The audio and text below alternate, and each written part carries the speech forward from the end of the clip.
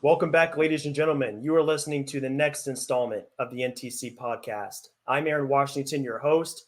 Glad to be back with you all this afternoon as we progress through the off season.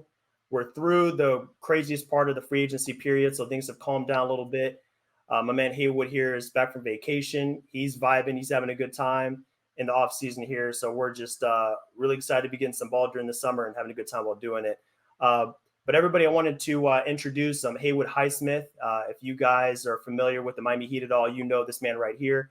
He is a forward for the Miami Heat. He is now an Eastern Conference champion. He had a fantastic run with the team through the playoff run here, a legendary playoff run that we're going to dive into in just a few minutes here. But Haywood, I wanted to first thank you again for joining us. You are our second-time guest, obviously, and you're actually the first active NBA player that we had in our podcast last summer over at Summer League, and we had a fantastic time talking with you then. So obviously, this is a great opportunity now to get back on the mic with you, man. So thanks for taking the time this afternoon out of your busy schedule, and hope your off season has been smooth and you're enjoying your time away from the team here a little bit. Nah, for sure. Appreciate you having me. Yeah, can't wait to get started and dive into it. Yes, sir. So just a little bit of context for you guys. Haywood joined us last year on the podcast right after a summer league game against the Boston Celtics. So obviously, he's very gracious with his time. He's a grinder. He played a lot of minutes over at Summer League. He was checking up full court, guarding these guys. So, I mean, obviously, he puts a lot of energy on the court, and it was really cool to see him join us right after that. But Haywood, man, I wanted to dive into this interview here with you and ask you just a few questions. Starting off with leading off from Summer League last year. I'm sure that you remember last year we spoke to you about what you were looking to improve in your game going into this past season. So you were going from Summer League into the 22-23 season. And I vividly remember you talking about a few things that you wanted to improve upon, that you wanted to focus on as you're going into next season. You talked about eating right. You talked about continuing to lift, getting in the gym, getting your strength up, obviously being a great defender. That's what you pride yourself on. And that really showed last season in terms of your minutes per game. You played a lot more minutes last year than you did the year before. You went from 8.6 the season before to 17, almost 18 minutes a game last season. So your role expanded quite a bit. So obviously those things that you did last season in the gym translated over last season into a lot more playing time. So I wanted to just kind of get this started first by asking you, in what ways do you feel like your game improved last season? What did you see in your game as you progressed last season that you got more comfortable in? Obviously, the three-point shot is something else that you highlighted. Is there anything else that you noticed in your game that you got more comfortable in, that you felt more secure as you went through the season? Things that really caused those minutes per game to rise and your role get more substantial as the season progressed? My fault. You guys say it again. My Wi-Fi went. I just cut my Wi-Fi off. Say the Oh, question you're again. good, man. You're Yeah. good. Essentially, I was just asking you, what did you see in your game that you got more confident in, that you saw as reasons why your minutes per game jumped from that 8 to about 18 per game last season? What did you really feel like came together for you during that time? Yeah, I just think I'm a versatile player on both ends of the floor. Can guard a lot of different positions. Guard a lot of different players. Some of the best players in the league. Can make open shots. Can play off with different guys. We have Jimmy and Bam, who are great attackers, getting in the paint and collapsing the defense. So just playing with those guys, being able to shoot and spacing the floor for those guys, and just playing with that confidence and that mentality and that dog that's inside of me. So I think the big things for me is just confidence always. I've put in a lot of work, so it's time to show it. My jump shot is, I think I'm a very good shooter, so I just got to let it fly when I'm open. And I'm always going to be a defender, versatile defender. So just those three things really, I think, helped me get my minutes up this year. And I'm glad that, I just kept playing no matter if I was playing or not. I just kept, stay with the person I am and just kept playing no matter what. Yeah, that was obvious, man. Going through the season, just watching you, you got so much more confident. It wasn't just you going on the court and hounding guys. I mean, obviously, that's what you're good at, but it was also like you said, that jump shot got a lot smoother. It looked like you were just letting it fly, and that's something else last season that you mentioned. I remember you talking to us about a summer league. You're talking about that jump shot having no hesitation whatsoever. You wanted to go right into that shot, not think about it, not hesitate. And I really saw that as well. And I'm sure the team saw that, and that's why your minutes went up, man. So definitely a lot of work was put on that end. And it really showed as we went through the season. So fast forward a little bit. You had a great season. The team had a great run here. It looked like that it was a little bit of a disappointing finish to the season. You guys were in that 7th spot, played the Hawks in that first play-in game. It didn't really go exactly the way you envisioned it, I'm sure. End of the season, 44-38. That was your final record, and dropped that game against the Hawks back on April 11th by 11 points. Going into that second playing game, so you guys were playing the Chicago Bulls. That was the do or die game. That was the one you had to get into the playoffs to get that 8th seed and have the opportunity to play against the Milwaukee Bucks. I'm just curious, what was the vibe like going into a game like that? There's a lot of pressure. I'm sure that was probably one of the biggest games at that point that you had ever played in your career. What was the energy like going into that game? Was there a lot of anxiousness going into that game? Were you guys just super hyped, ready to get back out there and to take advantage of an opportunity to kind of make up for that loss against the Hawks? What was the feeling like for you and your teammates going into that game as you prepared to take on Chicago, knowing that they also wanted to get into that play-in spot, having that 8th seed?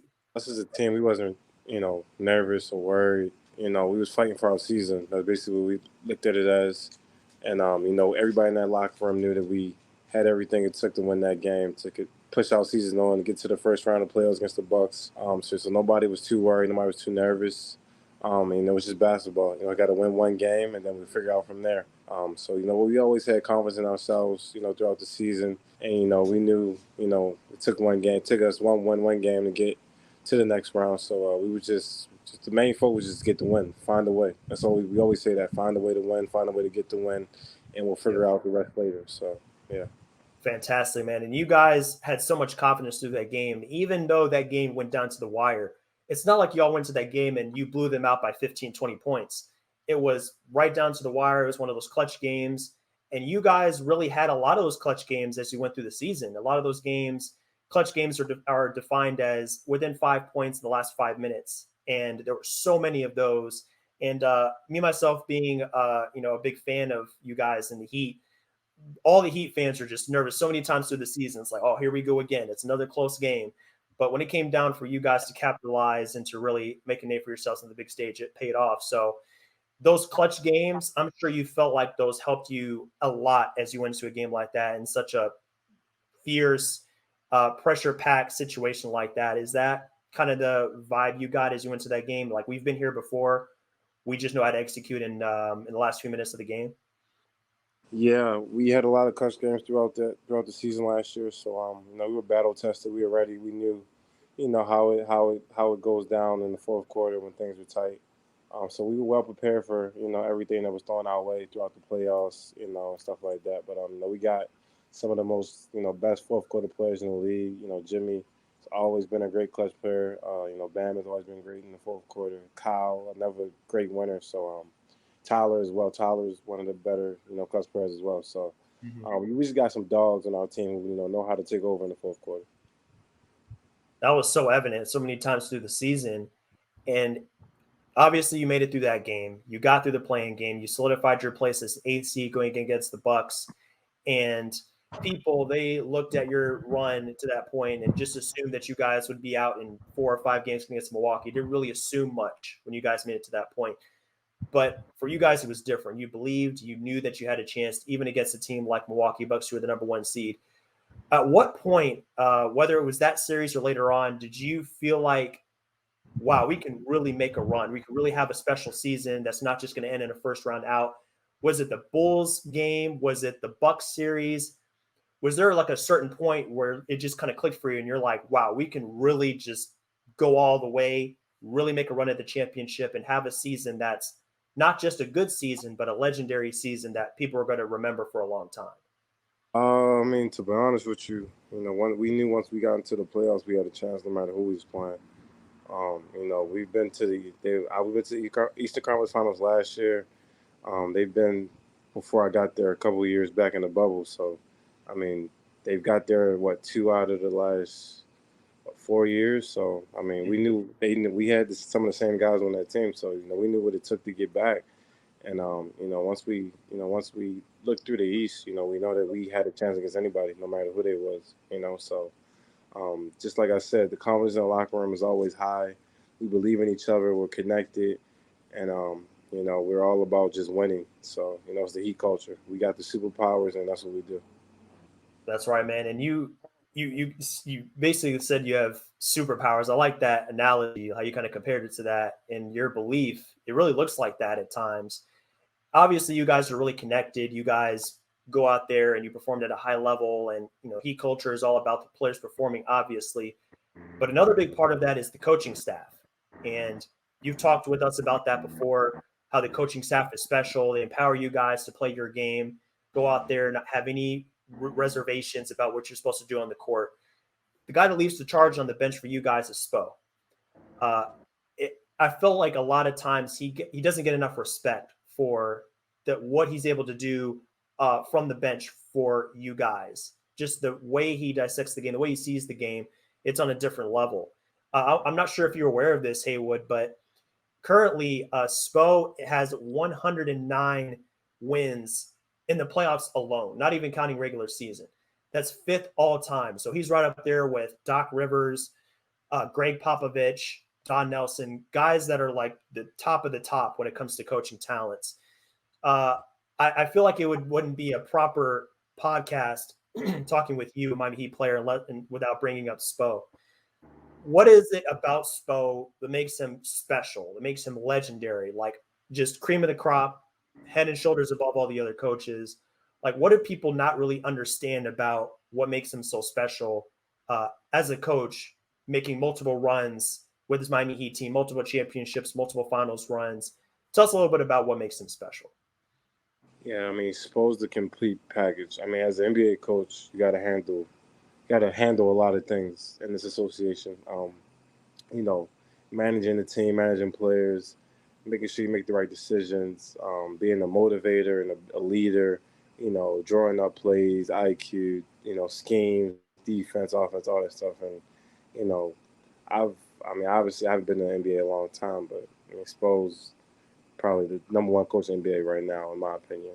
Mm-hmm. So just you can just see his just willingness to just will us to wins.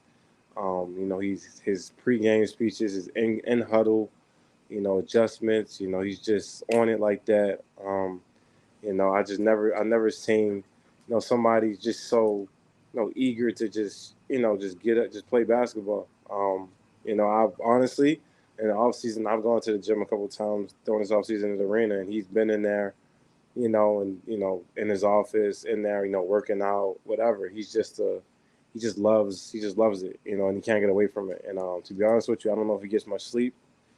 So I don't know how that works for him, but he's just a great all-around coach. Can manage a lot of different things, and he will do whatever it takes to win. Just the ultimate competitor. It seems like that's the common denominator with all you guys. You're just the ultimate competitors. Now, I've read some stories about Spo through some written work from some pretty reputable media guys, media people, and they all say the same thing. It's like he just lives and breathes the game. And it's like, I really feel like to be successful at that level, you have to be a little bit crazy. And Yeah. like you say, doesn't get a lot of sleep. That's really crazy behavior if you think about it. But that's really cool that you were able to speak on Spo like that. And another guy that comes to mind as far as just being one of the heart and soul of the team is Udonis Haslem. He's not a coach by title, but as far as his role on the bench, it seemed like he was a coach for you guys at several points, just bring you guys together, laying out the game plan, being a motivator, like you said about Spo. Haslem had that kind of same impact. So what did you enjoy most about having Haslem on board for what turned out to be his final season? It was his 20th season. He'd been in the organization since 2003. I mean, quite a long time. Uh, Tell us about your experience with Haslem there and having him in the huddle. What are a few things you learned from him, and what was your experience like having him on the bench for some of his last games of his career? Yeah, I mean, he's probably one of the best Heat players of all time is going to get this jersey hanging in the rafters, sooner rather than later. But you look back at his story, undrafted, with the same franchise for 20 straight years. I mean, it's just like, you couldn't have written a better story, from Miami as well. So, I just look up to him as just a, he put the undrafted guys, on the map. Um, he's one of those hidden gems that the Heat found, and he just stuck with it. And he's just the ultimate leader. He was the captain of the ship. He was the captain of the ship. He did everything for us as far as just, making sure guys understood their role, making sure guys knew what they need to be at on this play, or defensively what they need to be at on this play. And I always think about just the shoot arounds where we used to go over team plays. He'd be so locked in. He'd be on the scout team, like playing the guy, like actually like being like the guy about to play later that night. He'd be so locked in and just making sure everybody's on their P's and Q's, make sure everybody's locked in. But it just goes to show you that, winning is everything for him, ultimate leader. And I feel like, every NBA team needs a Udonis Haslem for sure. Absolutely. Nowadays, it's not a lot of veteran, presence in the locker room, but it definitely can be helpful. It can make sure the young guys know what they got to do, making sure guys are staying out of trouble, stuff like that. And OG is going to have your back no matter what. He's going to look out for you. Yep. I've been on plenty of dinners, lunches with him, and just talking to him. He's just such a great human being, has so much wisdom, and he's seen it all, done it all. He's been in this association for 20 straight years with the same organization, undrafted. So not too many guys that can say that, So Mhm. I honestly remember watching him when I was younger, and just now that I was his teammate for 2 years now, it's just crazy just to think about that he's been in the league that long. Where I watched him when I was literally, I think, middle school, high school, wherever, and now fast forward, I'm a professional basketball player. He's still in the league, so Yeah. he's also one of the crazy things I also thought about. He's been to a finals 3 different decades, so that's Yeah, that that's too. that's insane. It's That's wild. really insane. So it's just an inspiration for everybody, just to keep going, keep working, and you'll get to where you want to be. That's right. I mean, he was like kind of like the bearer, like guy that kind of set a lot of motion when it came to being an undrafted guy that can really stick in the league. And I just think that was so cool. And this is kind of played out at this point. Everybody talks about this, but just the fact that so many of you guys on that run were undrafted is just really cool. And it seems like he's the guy that started it, and you guys just kind of followed his lead in that respect. But aside from that, just thinking about the impact he had on that team and the fact that he didn't play a lot of minutes, but when you think about it, it's like he was so valuable. It's almost as like you had another player out there like playing as many minutes as you guys were, just because of how inspiring he was and the kind of wisdom he had. So that's really cool to hear about what he was able to bring to the table for you guys. And I'm glad that you were able to at least play with him for a couple of seasons, even though he's on his way out. I'm sure that you're not going to be able to get away from him. He's going to be in the gym with you guys. He's gonna pop up unannounced and hound you guys if you aren't stay on your regimen. So that's great to see. Yeah, for sure. He'll be around the team for sure. So I wanted to turn the focus on that first round of series and specifically Jimmy Butler. And we've seen all the highlights multiple times by now, but Jimmy went into the playoffs and the man was on a mission, to put it plainly. I looked up his averages again in that series, specifically the first round. He was at 37 points, 6 boards, almost 5 assists, almost 2 steals, and he shot 59, 44, 70. So those were his shooting splits for the series. Just unbelievable play by Jimmy. And he was on another level. He was God mode. He was whatever you want to call it. He was clearly the best playoff performer in the first round. What was it like for you just witnessing that run by Jimmy? I mean, were you surprised at all that he went off for 56 points in one of those games during the series and he was that dominant? Or were you just sitting back saying, like, this is just what Jimmy does? He's just that level of competitor, especially when the lights are brightest. Yeah, I think the 56-point game against Milwaukee, I really was. That's probably one of the best performances I've ever. It is the best performance I've ever seen in my life live. Watching it. Just straight dominance. doing it all. Not even just driving, getting fouls on the free throw line, hitting threes, hitting mid range, getting steals, getting a transition, playing defense, just everything. Best performance I've ever seen in my lifetime. But the whole first round, Jimmy, when Jimmy wants to turn it on, he can turn it on. It's Jimmy. He can score at will, but Jimmy's just so unselfish that he plays the right way. Doesn't want to do that every game. And I respect that. That's what makes Jimmy who he is. And honestly, he's a superstar. And he's a great all around player. A two-way player as well. Plays defense as well. So just the whole first round was amazing just to watch everything. He didn't get a lot of breaks on the bench. Obviously, we needed him on the court. But he was just all around just a great performer, offensively, defensively, and like I said, that Milwaukee 56-point game. When he hit that step back three, you can see me on the bench if you go look back at it. I literally fell to the floor because it was just crazy just to watch. Up close in person, and the crowd was just electric. The energy was crazy. It was just a great game, great moment.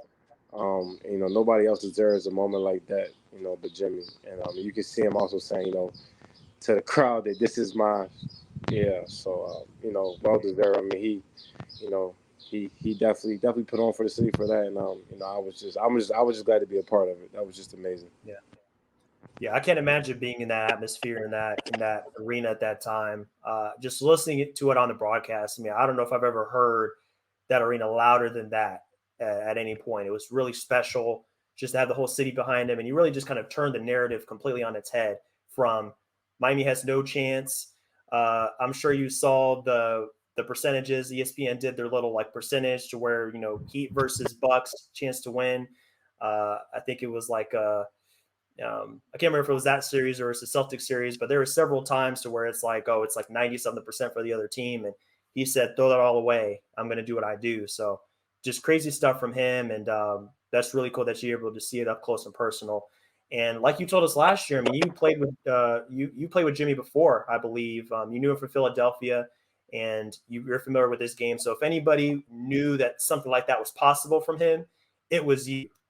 So I'm sure for you, it wasn't anything crazy. You've been there before, just being a teammate of his before and just kind of spending a lot of days in the gym with him. Yeah, for sure. Me and Jimmy go way back. So, I was just glad to be there and just glad to, be his teammate at that moment. Yeah, I totally get that, man. So moving forward from there, obviously you guys won that matchup. You went to the Knicks, took care of them, got through Boston, and you ended up in the finals against the Denver Nuggets. Really great series, a lot of fun. You guys weren't quite able to pull it out, but it was great to see you guys perform and take at least game 2 in that series. Not many players get the opportunity to be on that stage. Even some of the greatest players in history never been to the finals. So the fact that you were able to be there is pretty cool. So how would you describe the atmosphere, the energy of being in a situation like that in the NBA Finals for 5 games? You played in an environment like Denver. They have great fans as well. You were playing in one of the toughest arenas, I believe a lot of people believe to play in the league. What was it like just to be a part of that, being a part of the finals? Was there any part of it that surprised you about it? What was that experience like, being on the highest stage in basketball? Yeah, for me, it was just a blessing just to be there, and I was grateful. Like you said, the biggest stage of basketball, everybody's watching 2 teams go at it for a championship. For me, coming my journey, getting there, I really had to reflect, on everything I've been through to get to this moment. Growing up, everybody wants to, play in the NBA Finals. Everybody's watching them as a kid. So it was just beautiful for me just to be there and just experience it. The goal was to win. Obviously, we didn't win, but it was definitely something I would never forget. I would tell my kids about, my grandkids about, whatever. But it was the energy in Denver's arena was electric. They were going crazy. As you can expect, and in the Heat arena was the same way. So we were. It was just great. It was great energy there. Electric, like I said, And it's just, I mean, hopefully I can get back there someday. Yeah, absolutely. I mean, no one wants to go there once. It's as many times as you can get there. That's the goal. And just specifically talking about Denver, I have family in Denver. I've been out there about 3 or 4 times, and I've tried to go hiking. I'm out of breath, man. I mean, I can't hardly make it a mile or two without being ready to just shut it down and just try again another day. I can only imagine what it's like for an athlete to run up and down that court for 20, 30, 40 minutes a game at that altitude. Uh, you guys had a losing streak going back to 2016. So obviously it's not an easy place to play. Is playing in altitude as difficult as people make it out to be? Is it exaggeration, or are people really saying the truth when they're talking about playing in Denver? It's just unlike any other place to play in the NBA. Yeah, I don't think it's that bad. I think people will definitely over exaggerate it. I think it's that first win. Once you get that off the way and catch your second win, you should be straight. You know, I mean, sometimes your lungs or oxygen can be a little low or whatever. But I think once I caught my second win, I think I was straight. It's just about getting that first one out. Some guys jog up and down the court just to get their lungs going and stuff like that. But yeah, I don't think it's too much where Denver has a way advantage over everybody. I would say. So you would more say that it's it's a thing, it's real, but it's not like, oh, I'm about to pass out after the first quarter or something like that. Yeah, I would say it's real, but it's not as bad as everybody makes it seem. And I wouldn't. That has nothing to do with we losing in Denver because of that. No, it's just it's just something in your mind. That's just mental. To think if you're Yeah. going to think like that, you feel me? Yeah, exactly. I totally get that. I mean, it's been said many times that, basketball is a physical game, but most of it is a mental game. Yeah, So it's all about what happens here as opposed to what's with your body. I mean, obviously your body has to be in shape. You have to be conditioned to play the game of basketball, but it's a mental thing. So I'm sure if you get over that first hurdle, then you're in a good place as far exactly, as. exactly. So this is the part of the podcast, man, where I wanted to really just kind of tie this all up as far as that playoff run. Uh, Out of all those games, all those series, all those crazy moments that you were a part of, that you played in, or whether you were there on the court or you were on the bench, is there a moment? Is there a crazy story? You guys were on the town, or you're in the locker room, or you're on the court before the game, or anything like that? Is there like some kind of crazy memory that you have from that playoff run, and you think to yourself, wow, I mean that's just something wild that I will never forget. Some bizarre story, anything like that that you can remember from that entire run. I think it was game two when Jimmy and Grant were kind of going at it. They bumped heads, and I literally seen Jimmy attack him and literally just give him buckets just cause. I've never seen anything like that. I guess you could say everybody you woke up a beast. So I mean, kudos to Grant for doing that. We got to win. But just seeing how Jimmy was like literally like trying to just get the matchup with Grant, like calling the screen up, get the matchup with Grant so they can switch, and literally attacking him, and then the Celtics had to take him out. It was just funny to watch for me. I mean, not funny, but like it was just it was crazy to watch. I guess I would say. Yeah, Grant's a great defender, so it's nothing that has nothing to do with him. right. It was because I know Jimmy, I know how he is, and like he's so competitive. So if you give him any little thing, he'll take it and run with it, and he'll just use it against you. And Yeah. for Grant to sit there and try to talk shit to Jimmy, and it went like that. I mean, that's nobody faults but Grant. You woke up the beast. You woke up the guy, and it ended up backfiring on you. Say that again, man. I mean, don't poke the bear, man. If you don't want the Yeah, smoke, yeah, don't start the exactly, fire. exactly. I love that, man. We all got a kick out of that too. It was one of my favorite moments of the postseason. That was awesome. Yeah. So shifting gears here a little bit, man. Won't keep you too much longer. I want to ask you here about the off season specifically. So now we're in the off season. You're between seasons here, gearing up for the next campaign. There's already been a couple of big stories here for the Miami Heat. The first of which being the fact that Gabe Vincent and Max Strus are now playing for different teams. So Vincent makes his way over to LA. Strus makes his way to the Cavs. These deals can't become official till tomorrow, but that's what's been reported so far. So looking forward to Vincent at LA, Strus to Cleveland. Maybe speak on those two guys here a little bit. Like, what did you learn about their games, being a teammate with them for a couple of seasons? What do Lakers fans, Cavs fans, those organizations have to look forward to from those two guys? Leaving your organization and playing for those teams. What are they going to bring to the table now that they're a part of those organizations?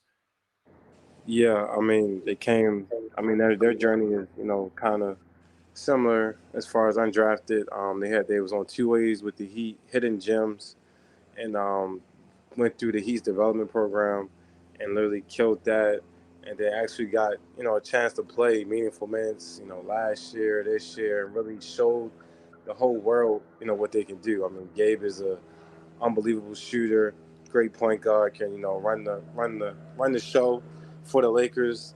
He's going to be a great fit next to Bron and AD because he can shoot the ball as well. Like I said, also a pesky defender. I remember him guarding Trae Young a lot of times throughout my time here, and he's always been a tough matchup for Trae. But Gabe's a winner and a competitor, so they're getting a great guy there. Max, one of the best shooters I've played with. Max does a lot of different things as well. Athletic, not just a shooter, can attack the basket, and also has the confidence. And he's also a savvy guy, and he has a chip on his shoulder. From Chicago, so he plays like a dog, and also is a solid defender as well. So I mean, they're getting two great guys, and I'm very happy for those guys. They deserve every dollar, every penny they got, because I've seen the work, and I'm just glad that those guys got rewarded, and I'm happy for them. Yeah, same here, man. I mean, you look at their grind through the Heat system, just going from a place to where you can similar to where you were, just being on those two-way contracts, playing in summer league. I remember watching Max Strus in summer league in 21. I mean, I can't believe it's already been 2 years. But I was in the building, second row, when he hit that game-winning shot, the sudden death shot against Memphis in summer league, and just I remember thinking like he's going to be in the rotation. Like, there's no doubt about it. He's that guy. And the next season, it was you in that same position. I remember watching you, and you were locking up guys in the Celtics, and it's like, oh, he's next in line to get those minutes. So it's just kind of cool to see those guys progress and make their way and make a name for themselves. So that I saw the same thing in those two guys. They're getting two really great players, and you love to see you guys get their bag. I mean, they earned it. So. And then the second big development, obviously, was the draft. So you look at Jaime Vasquez Jr. coming into the fold. He had his summer league game just the other day on Monday.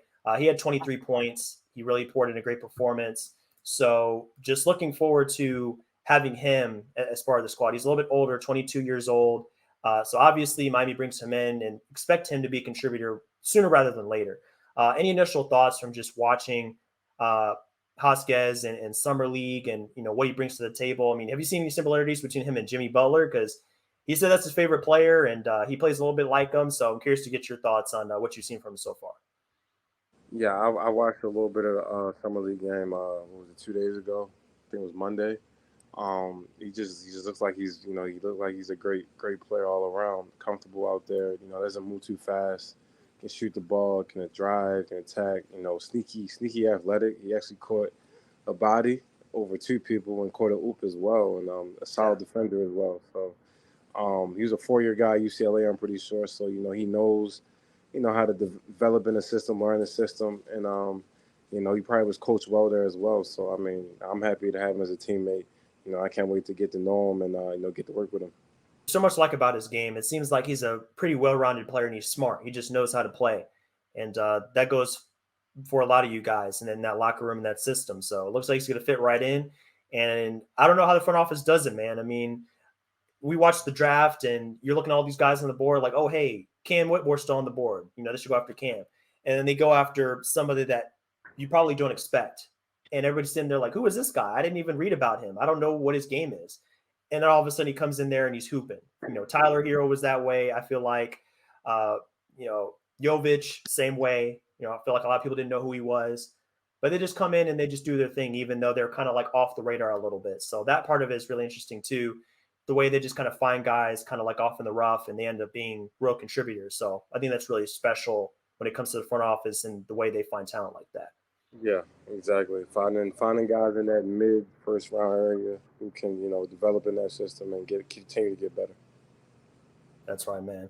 So one more point about this off season. This is to you specifically. So obviously you're on vacation pretty recently and you're enjoying some off time, but you're still in the gym. You're still getting on the weights and working on your game.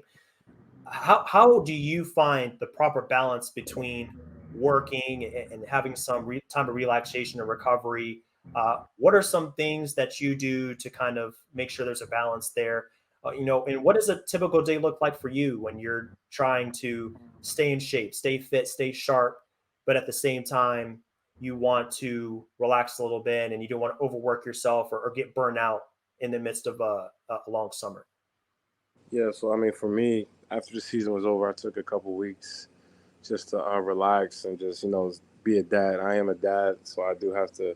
That's a 24/7 job, so I got to make sure I'm on top of that. But for me, I mean, I just took some time to relax, spend time with her. Didn't rush getting back into the gym too quickly. Try to get my body right. I am coming off some tendonitis on my left knee, so I had to give that time to recover, get that better. And for me, a typical day right now that I'm back into the gym is just lifting in the mornings, probably shoot after, and then sometimes I might come back on a late night tip and do some more court work, skill work later at the nighttime. So sometimes I do 3 times a day, 2 times a day, but I'm making sure that I'm, taking care of my body, hydrating, eating the right foods, getting the proper sleep, stuff like that.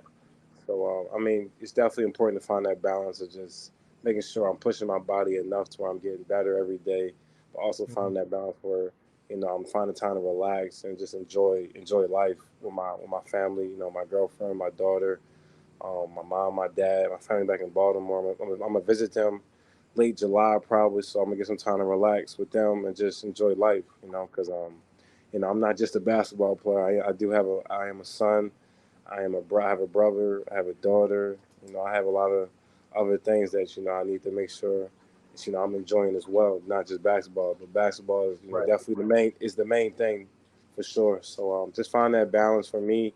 This is always about just making sure I'm getting the proper rest and also making sure I'm pushing my body. Absolutely. It looks like you have that down, and that's what allows players to be successful is finding a balance. So, love that for you, and I'm glad that you really see that there's a bigger picture here, and it's more to life than basketball. So, that's fantastic. Uh, but to wind this down, man, just a couple more questions here for you. We asked you this question last year at Summer League, so I wanted to present it to you again here, and see if you have anything different that you are really working on. But when it comes to next season, looking forward to 23-24. Going into a season that's huge for you. It looks like it's going to be a contract year for you, and I'm sure you're looking forward to making a name for yourself and following the footsteps of Vincent and Strus and get that next big contract. So going forward to next season, what are a couple of things, couple parts of your game that you want to continue to work on? Is there another dimension to your game that you want to add? Continue to refine what you're already good at.